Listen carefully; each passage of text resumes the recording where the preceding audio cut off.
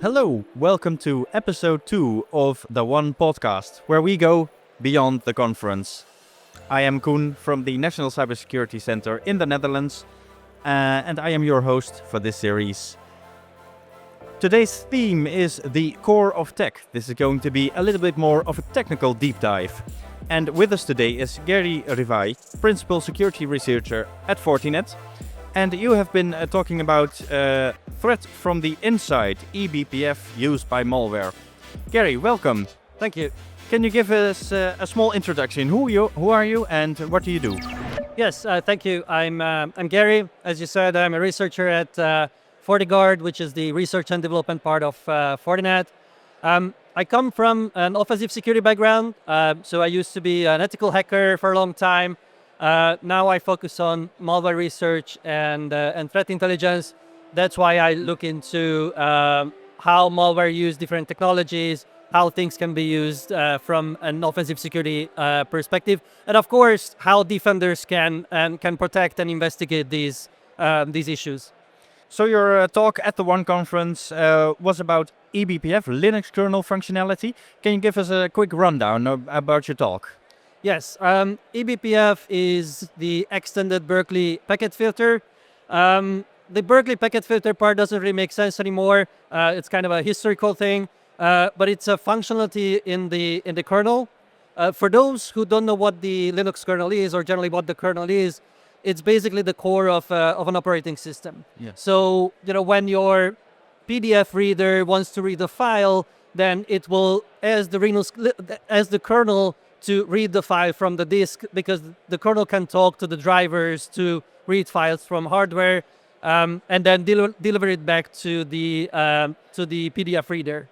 And basically, eBPF is a technology that allows you to run programs in the kernel, but in a sandbox environment. That's the main reason of the eBPF technology of itself. So this eBPF, it runs in the kernel, it has deep kernel level access. That sounds like a very powerful tool, but also quite dangerous, is it? Yeah. I mean, the whole idea of the technology itself is to limit the risk to some degree, because the problem with running code in the kernel is that if there is a bug in it that has critical consequences. Like if there is a bug, not necessarily a security bug, but a functional bug in a PDF reader, then it would just crash and then you can restart it. But if there is a problem in a code, in a kernel driver or in a kernel module, then your whole kernel will die. So in Linux, that's going to be a kernel panic. So in Windows is the blue screen of death, which we already know very well. But basically your machine is going to stop running and you need to reboot. So eBPF was created to circumvent this problem, to allow users access to the kernel, but in a limited environment where there is lower risk of creating any kind of problems.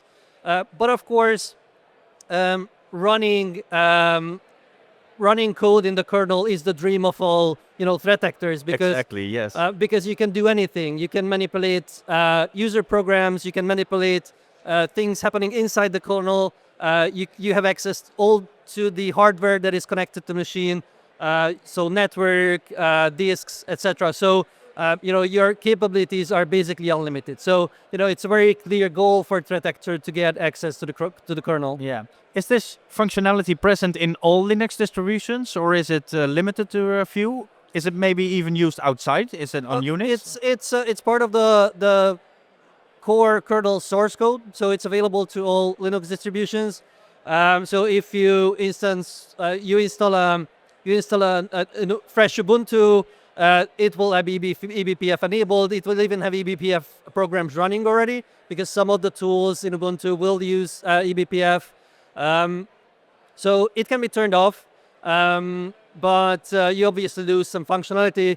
And this is already a very very often used tool. So big companies like Google, Netflix, they all use eBPF, especially in cloud environments, because they can solve a lot of problems with network performance, with eBPF, and also security monitoring. So it's used everywhere. So turning it off has its disadvantages. Yeah. So this software has a lot of legitimate uses, and in your talk, you're not going into specific vulnerabilities in this system, but it is being used by malware authors Yeah. to get kernel level access. Can you tell us a bit about how that works? Yeah, so exactly as you said, it's I'm not aware of any significant vulnerabilities in eBPF itself, and the whole point of it is to provide rather limited environment for the users, with that also limiting the possibility of vulnerabilities. But the functionality itself allows you to do malicious things. It's similar to encryption. We can use encryption to protect our files, but encryption used by ransomware is can be used in malicious ways. Similarly, for instance, I think the most well-known BPF malware example is the BPF door, which used the classic BPF for monitoring the network. So it had a user space malware component and an eBPF and a BPF component. The BPF component was listened to network packets coming in and looking for magic strings to see whether the threat actor is trying to connect to that machine. And when it does, then it would connect it with the rest of the malware to provide, remote access, code execution, etc., etc. Right. So how can we actually defend against such malware abuse? There are a lot of possibilities. I think if we want to be proactive, then we can fight fire with fire. So we can use eBPF against eBPF because when an eBPF program is loaded, that's done by the BPF syscall in the kernel, and we can use eBPF programs to monitor for that. And many tools, so many commercial EDR software can do that. Also, open source tools such as Tracy can monitor the execution of the BPF system call, so that we can see when new eBPF programs are loaded. Of course, we need to know what are the legitimate eBPF programs running on that machine. So when we have an allow list of these, then we can monitor for anything else. And then if we see something loaded that we don't know about, then we should probably investigate that. So that's one thing. That's from a detection point of view. When we get to investigation, so when it's about incident response, then there are a lot of capabilities available to look at how eBPF programs are running. We can dump that from the kernel, so we can also reverse engineer the code to look at what it does.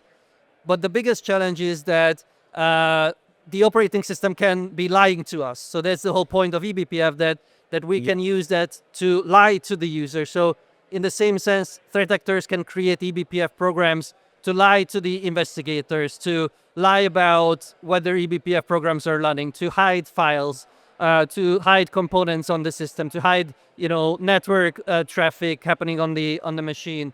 So the hope for investigators is that either the threat actors didn't care about it, or they didn't think about all the ways how we can investigate. So we can look at things that they might not have thought about it. But that's the challenge from an investigator point of view.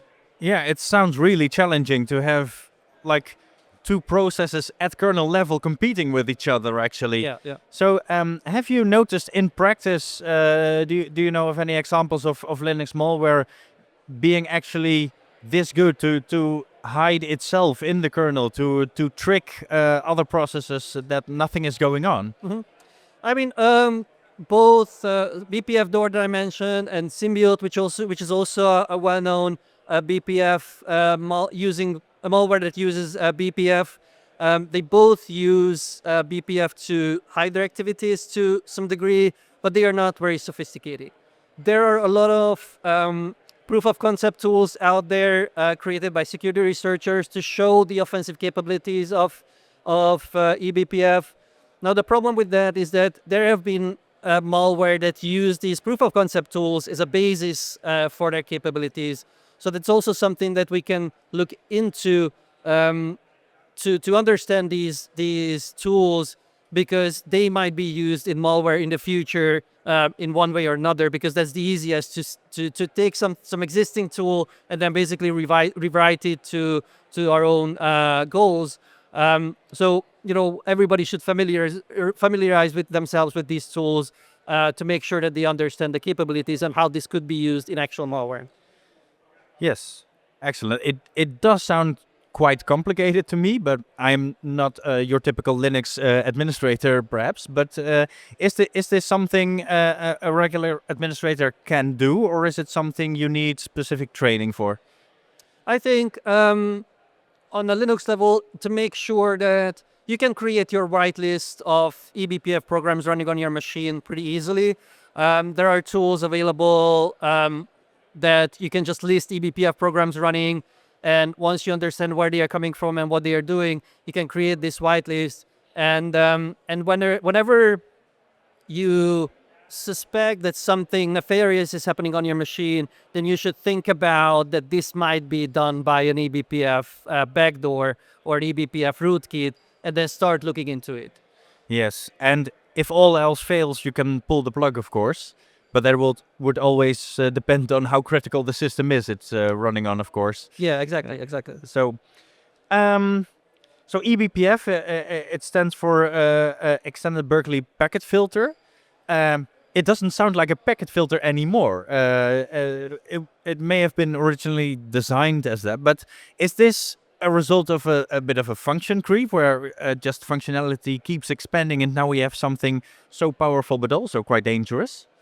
Yes, originally when it was created, the Berkeley Packet Filter, which nowadays we would refer to it as the classic BPF, it was really just limited to manipulating network, to basically be able to look at network packets very early in the network stack. But as people recognize that this is an interesting functionality, and they recognize the need to have something similar, but with other functionality in the kernel, that's how eBPF became. But I wouldn't call it a function creep, because it has been changed on an architectural level. So how you create eBPF programs nowadays is also different. You can use like a C kind of a language. You can compile it. There's verifications in the kernel to see whether this eBPF code should run or not. Although this is not security verifications, but more of that it doesn't cause any problems in the kernel. But yeah, the extended functionality is now very wide. So you can basically trace anything happening in the kernel and in user space programs. You can and the network. So you can basically look at anything. But I think it was designed this way, so I wouldn't call it a function creep. It was extended intentionally and with enough care, I would say. Yes, and there has been has there been plenty of scrupulence? Are the developers aware enough about how critical this functionality might be? And would you guess there's a decent development community behind this? Yeah, absolutely. So eBPF has its own foundation, which is supported with all these big companies that I already mentioned, because they also use eBPF in their own, backend infrastructure, because it's a very useful tool in cloud environments. So all these big companies are supporting the eBPF Foundation. It's a core part of the Linux kernel, so there's a strong community behind it. So I would say, when it comes to community development community, it's as strong as it can get when we talk about open source. Excellent. So I've also heard that Microsoft, who's getting more into open source software more and more, they're also kind of looking into eBPF to use it in Windows. Yes, correct. That's an interesting development, I would say. So Microsoft is basically porting eBPF into Windows. Now, that's, for some perspective, it's a great idea. It will allow a great portability, because they are implementing the same thing. So if you have an eBPF program for Linux, it will probably be able to run similarly in the Windows eBPF. They even, port most of the technologies, so you can use the same ELF format binaries in Windows, which is kind of surprising because how they do it. The disadvantage of all this is that it's gonna bring more complexity. So for one thing, in Linux, this is the native way of doing things. In Windows, to allow to port Linux technologies, it needs more complexity. So and complexity is kind of the enemy of security. So where you have complexity, you have security issues. So it might cause problems on this level. Yeah. So that's one thing. The other thing is that since Windows always got much more attention from threat actors, this might provide more incentive for threat actors to look into eBPF. So maybe the eBPF implementation in Windows will trigger more eBPF malware in the future, because for one, they can use it in Windows, but they can also actually use the eBPF programs both on Windows and Linux, so they can easily create malware for both operating systems using eBPF. It does sound like a bit of a dream for threat actors, for malware authors and also that increases the risk on Linux servers, because if malware authors gain more experience with eBPF for Windows, they will also be able to use that knowledge for their Linux malware. Yes, it might provide, similarly as ransomware started on mostly on Windows machines, but we started to see how ransomware actors are moving over to Linux because of cloud environments, and specifically looking for containers, and to try to disable virtual machines running or containers running to affect the cloud environment as well. Similarly, we might be able to see as Windows malware starts to use eBPF, but then because it's very easy to port it to Linux, these threat actor groups might be moving to Linux as well, because they will have now the technical capabilities to go there. Yes.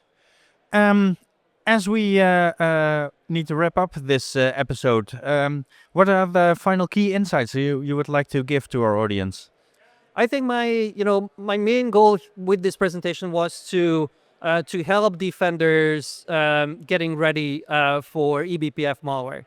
So I would say, if you are defenders, you can start looking into whether you have the capabilities to monitor eBPF. If not, you can look into setting that up.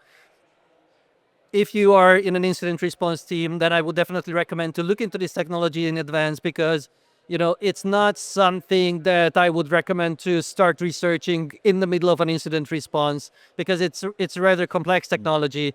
So it's better to prepare in advance, partially with tooling, to set up your tooling for investigation, but partially just build up the know-how with your incident responders or your reverse engineers.